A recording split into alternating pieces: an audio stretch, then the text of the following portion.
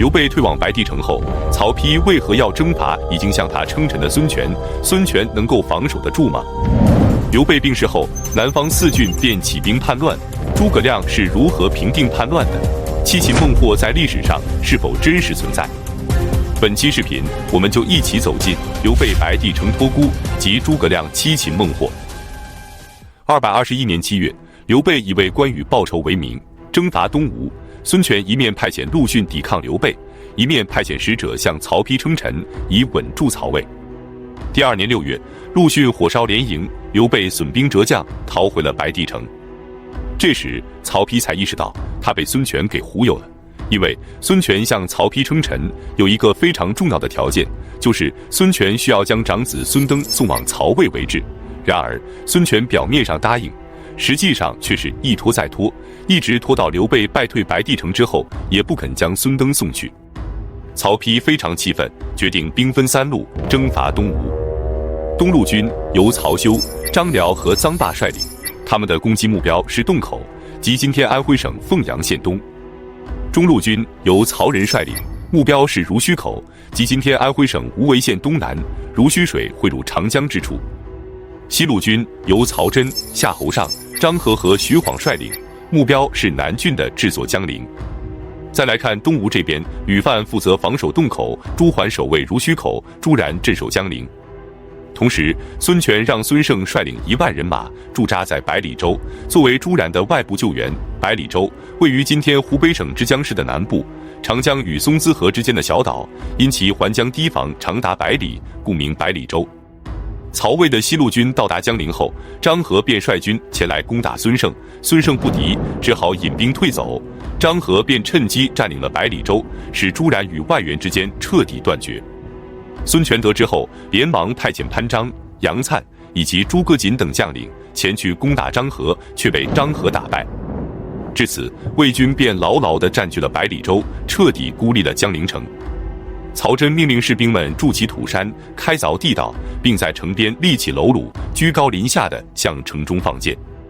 东吴的将士们惊恐失色，朱然不断地激励士卒，并且趁敌军出现战术漏洞的时候，出兵攻破了敌军的2座军营，士气才有所提升，两军便展开了对峙。6个月之后，城中便开始缺粮，军心再次不稳。负责防守北门的姚泰与魏军勾结，准备开城投降，结果被朱然发现，以军法处斩。接着，两军便继续对峙。那么，在长达6个月的时间里，孙权为何不再派兵前来救援呢？因为曹丕是3路大军同时进发的，中路军的曹仁被朱桓给击败了，但东路军的吕范作战不利，被曹休等人大败，同样危在旦夕。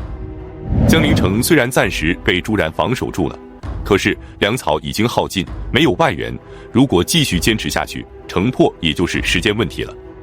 就在曹魏大军破城在望的时候，军营里却开始流传疾病，战斗力锐减。孙权趁机派遣使者前往曹魏，答应向曹丕纳贡，以求退兵。曹丕只好借机撤军，大军无功而返。孙权再次守住了曹魏的进攻。他担心蜀汉趁机攻伐。同年12月，孙权派遣使者向刘备请和，刘备只能同意，蜀吴2国重新通好。而且，刘备自从败退到白帝城后，就一病不起。223年2月，刘备的病情加重，知道自己时日无多，连忙让诸葛亮从成都赶来白帝城，与李严一起接受托孤。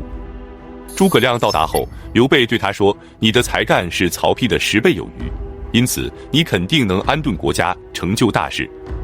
如果刘禅可以辅佐，你便辅佐他；如果他没有才干，你便可以取而代之。”诸葛亮听后哭泣着说道：“臣必定竭尽股肱之力，忠心辅佐刘禅。”223年6月10日，农历的4月24，刘备病逝于白帝城的永安宫，享年63岁，谥号昭烈皇帝。之后，将他的灵柩运回成都，葬于惠陵。惠陵位于今天成都市武侯区的武侯祠内，甘夫人和吴皇后去世后，也先后被埋葬在这里，因此惠陵为夫妻3人的合葬墓，陵前有汉昭烈皇帝之陵的墓碑。5月，刘禅在成都继位称帝，年仅17岁，他尊称吴皇后为皇太后，册封张飞的女儿张氏为皇后。之后，刘禅事无巨细都由诸葛亮决定。刘备病逝的消息传开后，雍凯便趁机发动了叛乱。雍凯是刘邦时期雍齿的后人，他听说刘备病逝后，立即起兵杀死了太守郑昂，并向东吴请求归附。诸葛亮连忙任命张翼为益州太守，前往接替郑昂的职位。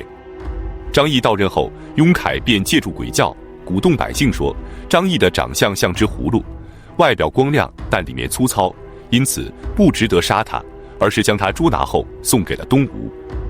孙权非常高兴，立即任命雍凯为永昌太守，并任命刘璋的次子刘禅为益州刺史。永昌郡位于益州的西部，由于道路阻塞，向来与蜀郡隔绝，因此永昌太守吕凯与辅城王亢等人不等蜀汉朝廷的诏令，便自发组织和激励官民关闭边境，抵御雍凯。雍凯数次发布檄文诱劝吕凯，但均被吕凯拒绝。雍凯无奈，只能派人煽动各地的彝族反叛，可彝人并不想叛乱。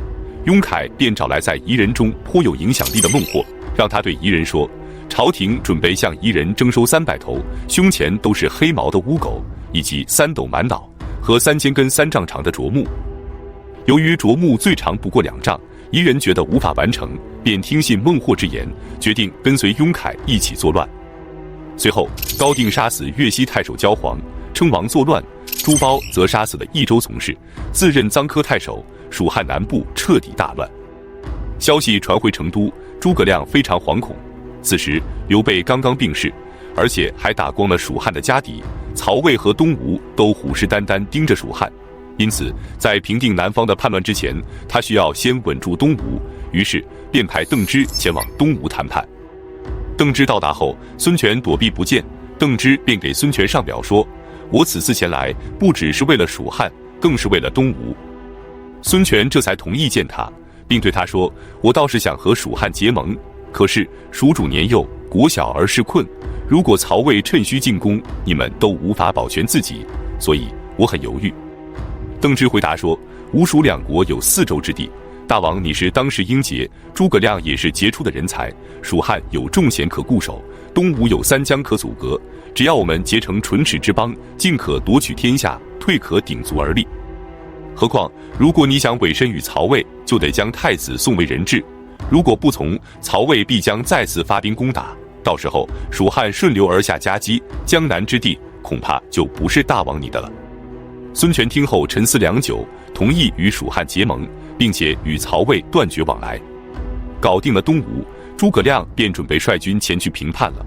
225年3月，诸葛亮召集3路大军同时出发，其中李晖率领中路军前去攻打益州郡，马忠率领右路军，目标是臧科郡，诸葛亮则亲自率领左路军通过水路前往越西郡。临行前，马谡对他说，南方各郡仰仗着道路险远，不肯服从已经很久了，即使今天打败他，明天又会反叛，而且我们的主要任务是倾国北伐，到时候他们肯定会趁机作乱。如果把他们全部屠杀，既不是仁者所为，也不是仓促之间可以完成的，因此用兵之道，攻心为上，攻城为下，希望你能让他们心服口服，以绝后患。诸葛亮采纳了马谡的建议，率军深入不毛之地。此时越西夷王高定得知诸葛亮已经出兵后，连忙在牦牛、定泽、杯水等地设营防守。诸葛亮率军到达杯水后，准备等高定的军队集合后，再将他们一网打尽。然而就在此时，叛军的内部却发生了冲突，雍凯被高定的手下给杀害了。随后高定也被蜀军斩杀。雍凯死后，孟获接替他，成为了叛军新的首领。此时马忠已经降服了臧科郡，前来与诸葛亮会师，准备一举击败孟获。据《三国志》记载，孟获被诸葛亮活捉，南方4郡的叛乱至此平定。但《资治通鉴》则记载，孟获被蜀军活捉后，诸葛亮带他参观了蜀军的军营，并问他说：“此军如何？”孟获回答说：“之前我不知道你们的虚实，所以才被打败。现在我看过之后，觉得不过如此。如果再战，我一定能够取胜。”于是诸葛亮便放了孟获，让他整兵再战。之后又战了6次，活捉了6次，孟获才心服口服地对诸葛亮说：“你是天威，男人从此再也不敢造反了。”但是此记载不太符合实际，如此重要的事件，《三国志》不可能不记载，何况打仗不是儿戏，诸葛亮何苦在一个小人物的身上花费如此大的功夫？你觉得呢？如果有不同见解，可在评论区留言。总之，益州郡、永昌郡、臧科郡、越西郡皆被平定，诸葛亮任命当地的首领为官员，进行管理。有人劝谏阻止，诸葛亮说，如果不用本地人，就需要留下军队保护，粮草就需要朝廷来供应，而且刚刚打完仗，夷人多有父兄战死者，必定再生祸患。如果让他们自己管理，则不用留下军队，夷人也能安心。于是诸葛亮便任用孟获等人管理4郡，只让他们缴纳金、银、丹砂、漆、耕牛、战马等军需之物。此战过后，直到诸葛亮去世，夷人再也没有发生过叛乱。而且此次南征，诸葛亮还利用当地蛮夷的兵员，组建了无当飞军，由王平负责统领。他们善于使用弓弩和毒箭，并且擅长野战，在之后的北伐之中发挥了非常重要的作用。12月，诸葛亮班师回朝，积蓄力量，准备北伐。